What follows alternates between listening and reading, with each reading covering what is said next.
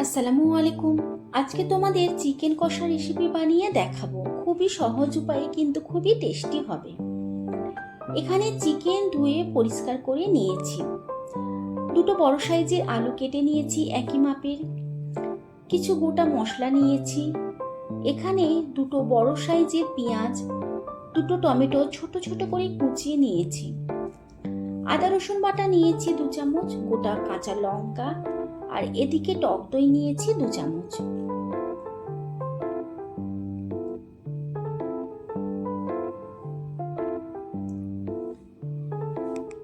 এদিকে একটা কড়ার মধ্যে রিফাইন তেল দিয়েছি। তোমরা চাইলে এই রান্না সর্ষের তেল দিয়েও করতে পারো।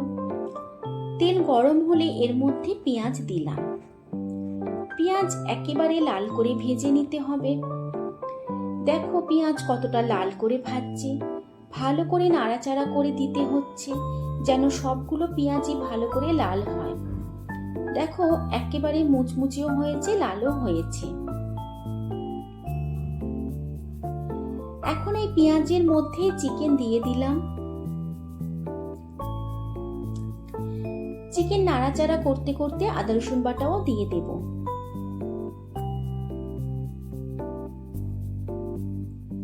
আদা রসুন বাটা নাড়াচাড়া করতে করতে দেখো পেঁয়াজ বেরেস্তাগুলো কত সুন্দরভাবে চিকেনের সাথে মিশে যাচ্ছে।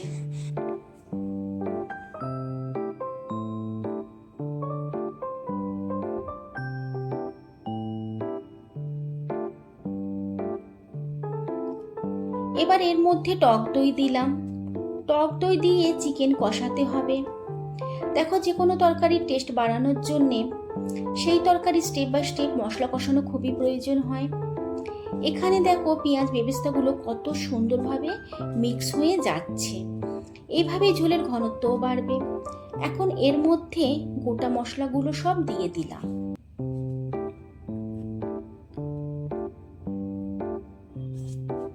তারপর টমেটো কুচি দিলাম, গোটা কাঁচা লঙ্কা দিলাম।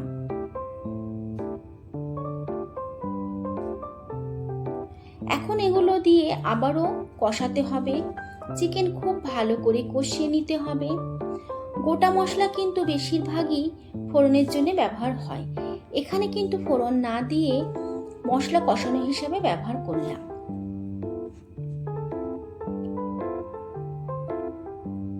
এখন দিলাম 1 চামচ নুন, 1 চামচ হলুদ গুঁড়ো, 1 চামচ লঙ্কার গুঁড়ো। এই মশলাগুলো দিয়ে চিকেন খুব ভালোভাবে কষিয়ে নিতে হবে। কষানোর পর দেখো ঝোলের কত সুন্দর কালার এসেছে, আর সত্যি এত সুন্দর স্মেল আসছে তোমাদের কি বলবো। এখন এর মধ্যেই দিয়ে দিলাম কেটে রাখা আলু। আলু দিয়ে চিকেন আবারও ভালো করে কষিয়ে নিতে হবে। পুরো তরকারিটাই স্টেপ বাই স্টেপ কষাতে কষাতে দেখো টমেটো, পেঁয়াজ বেরেস্তা, মশলা, টক দই সব কিছুই এত সুন্দরভাবে চিকেনের সাথে মিশে গিয়েছে।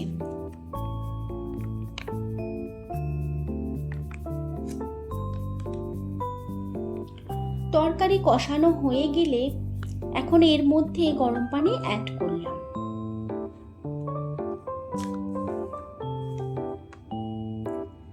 ঢাকা দেব 10 মিনিটের জন্য। আলু নরম হওয়ার জন্য সময় দিতে হবে।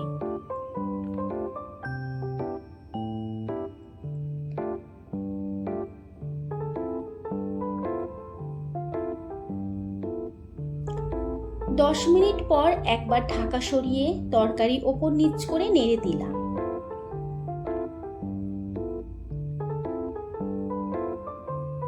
এখন আবারও ঢাকা দিলাম।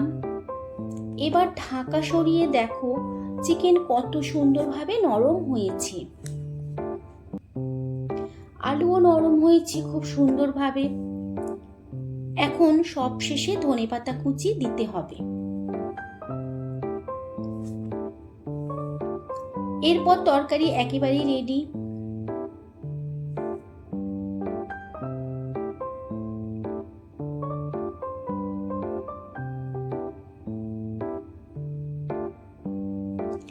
খুব বেশি তেল মশলা ছাড়াই এই চিকেন কষা টেস্ট কিন্তু খুবই ভালো হয়।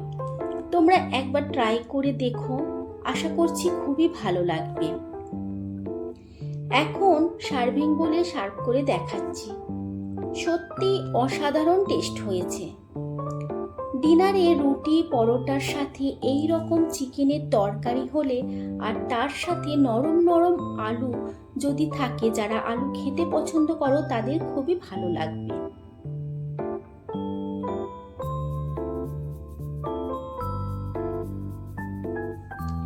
তবে দেরি না করে তোমরাও বানিয়ে ফেলো।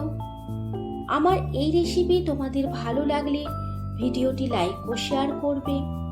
আমার চ্যানেলকে সাবস্ক্রাইব করে পাশে থাকা বেল আইকনটি ক্লিক করে দেবে, তাহলে আমার রেসিপির নতুন নতুন ভিডিও সবার আগে তোমাদের কাছে পৌঁছে যাবে।